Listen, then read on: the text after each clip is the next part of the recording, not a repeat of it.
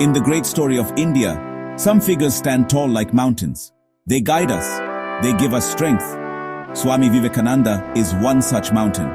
He was a monk, a philosopher, and a leader. But before he was Vivekananda, he was a young boy named Narendranath Datta. Born in Calcutta on January 12, 1863, he came from a wealthy and noble family. His father was a well-known attorney, logical and modern in his thinking. His mother was a woman of deep faith, full of stories from the Puranas and the great epics, the Ramayana and Mahabharata. This combination of logic and faith, of the head and the heart, shaped the young boy. Narendranath was not a quiet child. He was full of energy and mischief, a natural leader among his friends. But alongside this playful nature, there was a deep curiosity that burned within him. He questioned everything. He wanted to know the truth for himself, not just accept what others told him. He would often meditate, trying to see the light that his mother spoke of. He read widely, from Western philosophy and science to ancient Sanskrit scriptures. His mind was like a vast ocean, taking in rivers of knowledge from all directions. He wanted to find a rational basis for faith, a reason for God, a purpose for life itself. This intense search for truth made Narendranath a restless soul. He joined the Brahmo Samaj, a reformist movement that believed in one formless God. This appealed to his rational mind, but it did not satisfy his heart's deepest longing. He would ask the leaders of every spiritual group the same direct question, "Have you seen God?" None of them could give him a convincing answer. They spoke of belief, of faith, of scriptures, but no one could say, "Yes, I have seen him." This left the young man feeling empty and disillusioned. His sharp intellect could dismantle any argument, but it could not build him a bridge to the divine. The world around him seemed full of contradictions. He saw the poverty and suffering of the Indian people under British rule. He saw religious practices that had lost their meaning, reduced to empty rituals. He felt a great pain for his country and his people. He yearned for an answer that would not only bring him personal peace, but also give him the power to uplift the millions who were suffering. This combination of personal spiritual hunger and a deep love for his motherland set the stage for the most important meeting of his life. A meeting that would transform the restless seeker into a global spiritual leader. The river of Narendranath's life finally found its ocean when he met Sri Ramakrishna Paramahamsa. Ramakrishna was a simple temple priest at the Dakshineswar Kali temple near Calcutta. He was not a scholar. He did not give grand lectures, but he was a man who lived in a constant state of God consciousness. He had experienced the divine in many forms, as Mother Kali, as Rama, as Christ, as Allah. When a relative told Narendranath about this priest, he was skeptical, yet he went to meet him, armed with his usual powerful question.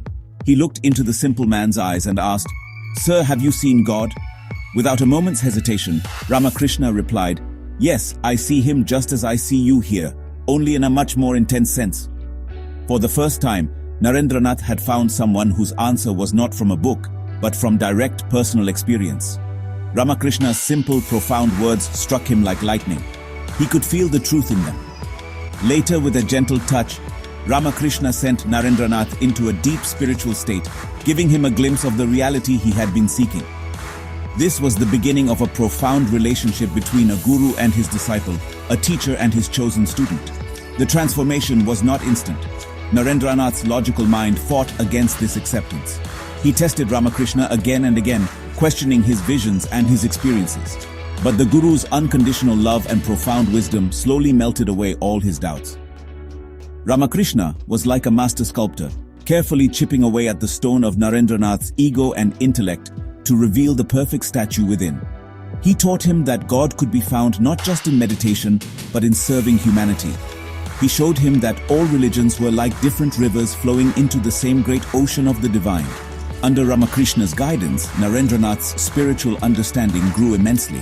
He learned the secrets of Vedanta, the ancient philosophy that teaches the oneness of the individual soul, the Atman, with the universal consciousness, or Brahman. Ramakrishna saw the great destiny that awaited his beloved Naren. He knew this brilliant young man was not meant for a quiet life of personal salvation. He was born to be a teacher of humanity, a voice that would awaken the sleeping soul of India and carry its message to the world. Before he passed away, Ramakrishna transferred his spiritual power to Narendranath, entrusting him with the care of his other young disciples. After the passing of his master, Narendranath and the other disciples took monastic vows. Narendranath was given a new name, Swami Vivekananda. He felt a burning desire to understand the real India. For several years, he walked the length and breadth of the country as a wandering monk. He had no money, no possessions, only his staff and a begging bowl. He slept in temples, in huts, and under the open sky. This journey brought him face to face with the stark reality of his motherland. He saw immense poverty, social inequality, and the deep slumber of a once great civilization. This experience filled his heart with a profound compassion and a firm resolve. He realized that India did not need more religion in the form of rituals, it needed practical application of its highest spiritual truths. A hungry person cannot understand philosophy. He saw that the core message of Vedanta, the divinity within every soul, was the key to India's awakening. If people realized their own divine nature, they would find the strength to overcome any obstacle. He decided that his mission was twofold: to awaken the Indian masses through a message of strength and self-belief, and to share the spiritual treasures of India with the Western world in exchange for their knowledge of science and technology. This mission took him across the oceans to America in 1893. He was to represent Hinduism at the first ever Parliament of the World's Religions in Chicago. When he arrived, he was unknown and faced many difficulties. But when his turn to speak finally came, he radiated a powerful confidence. He began his speech not with a formal greeting, but with 5 simple, heartfelt words. Sisters and brothers of America. The entire audience of thousands rose to their feet, clapping for several minutes. In that moment, he connected with them not as a foreigner, but as a member of one human family. In his historic speech, Swami Vivekananda presented the universal message of Vedanta. He spoke of a religion that accepts all faiths as true. He declared that holiness, purity, and charity are not the exclusive possessions of any single church. He quoted the Gita saying, "Whosoever comes to me, through whatsoever form, I reach him. All men are struggling through paths which in the end lead to me." He spoke against fanaticism and intolerance. For the first time, the West was hearing about the profound, all-embracing philosophy of Hinduism from a true master. He became an overnight sensation, the voice of India's ancient wisdom. After his success in Chicago, Swami Vivekananda spent several years teaching in America and England. He delivered hundreds of lectures explaining the core principles of Vedanta in a way that was rational and modern. He showed that spirituality was not superstition, but a science of consciousness. When he returned to India, he was greeted as a national hero. He had restored the pride of a nation. He then traveled across the country, from Colombo to Almora, delivering a series of powerful lectures. His message was a call to action. He urged the youth to arise, awake, and stop not till the goal is reached. Vivekananda's teachings were simple, direct, and immensely powerful. He taught the oneness of existence, that the same divinity resides in every being. This led to his philosophy of service.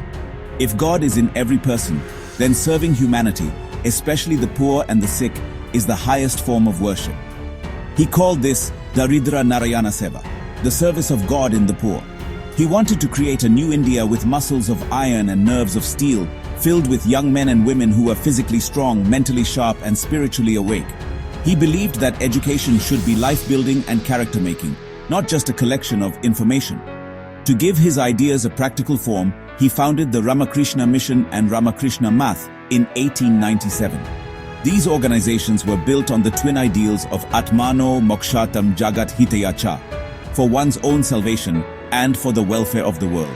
Today, these institutions run countless schools, hospitals, orphanages, and relief operations across India and the globe, putting his teachings of selfless service into practice. His words and ideas also ignited the minds of India's freedom fighters, who saw in his message of strength and self-respect the spiritual foundation for political independence. Though he left his physical body at the young age of 39 in 1902, Swami Vivekananda's spirit remains an eternal source of inspiration. In India, his birthday is celebrated as National Youth Day, a reminder of his immense faith in the power of young people to shape the future. His legacy is not just in the institutions he built, but in the hearts and minds of millions who continue to draw strength from his life and teachings. He was the monk who awakened India from its long sleep and reminded the world of its shared spiritual heritage. As he famously said, "All the power is within you. You can do anything and everything."